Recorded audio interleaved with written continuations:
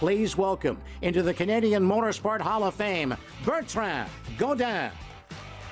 Jamais j'aurais pensé, quand Gilles Villeneuve a gagné le Grand Prix du Canada et qui m'a inspiré, que je serais ici au Temple de la renommée du sport automobile. C'est un honneur d'être avec vous ici ce soir. Et je tiens à vous rappeler qu'à chaque fois que je vais regarder ce trophée, bien, je vais me rappeler l'importance de croire en ses rêves, d'y croire vraiment et de persévérer et d'apprécier chaque moment. Merci beaucoup. Thank you very much. Jean-Michel, il y avait de l'émotion hier. C'est ce qui s'est passé au Temple de la renommée du sport automobile. Oui, effectivement. On a vu ces belles images de Bertrand Gaudin qui a été intronisé dans la ville-reine à Toronto. C'est une belle marque de reconnaissance pour lui. Il y avait également le pilote québécois Patrick Carpentier qui a été honoré pour l'occasion et qui font donc leur entrée au Temple du sport automobile canadien.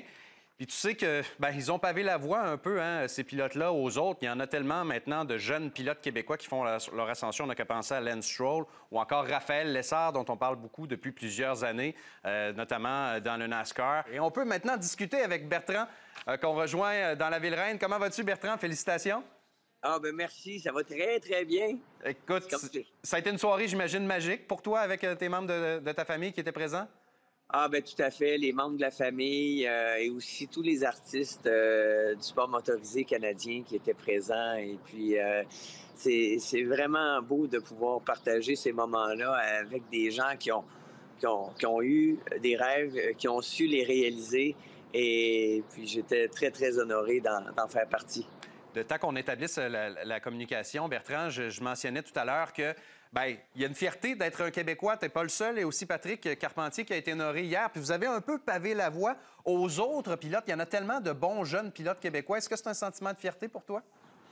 Bien, c'est un sentiment de fierté certain parce que lorsqu'on regarde justement une carrière peu importe la carrière qu'on veut faire, ça part toujours par des rêves. Il faut savoir persévérer, y croire vraiment et puis faire en sorte là, de pouvoir aller jusqu'au bout. Et puis, c'est un peu ce que j'ai ressenti, c'est toujours de donner au suivant. Moi, bon, jamais j'aurais pensé, quand Gilles Villeneuve a remporté le Grand Prix du Canada en 1978, et que ça a été pour moi l'étincelle, l'inspiration, qu'un jour,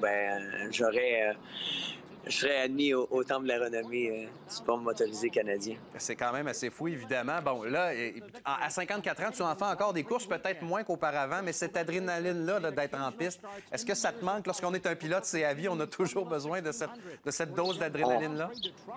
On mange nos céréales en pensant à ça, on se couche en rêvant à ça, et puis c'est certain, pour moi, j'ai toujours cette passion-là, et puis, heureusement, mon travail me permet d'être toujours derrière un volant et puis de pouvoir partager mes connaissances.